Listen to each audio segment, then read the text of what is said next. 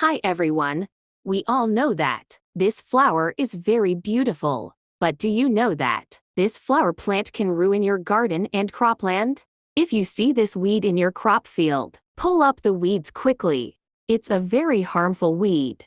This plant is one of the 100 worst weeds in the world. A noxious weed like this plant can affect the society, economy, and environment of an entire country. This weed is very difficult to control.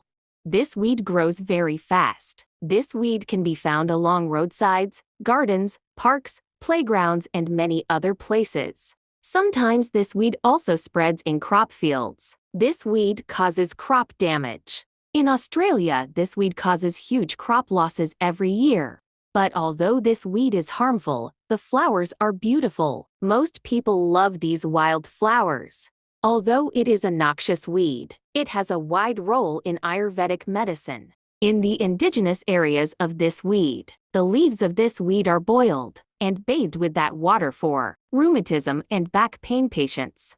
In case of joint inflammation, paste of the leaves is applied to the cloth and stuck to the appropriate place. Moreover, this weed is used in the treatment of various diseases, for example, cold fever, flu. However, if goats eat too much of this weed, the goat's legs become crooked, unable to walk, due to the presence of ivaline. This chemical can cause abortion in any consumer animal. The flowers of this weed are very beautiful. That's why many gardeners keep this weed in their garden. Because this weed grows so quickly, gardeners must be careful not to spread it unplanned. Many people also keep this weed in their balcony gardens. For the beauty of these flowers, it's best to use containers or hanging pots to keep this weed in the garden.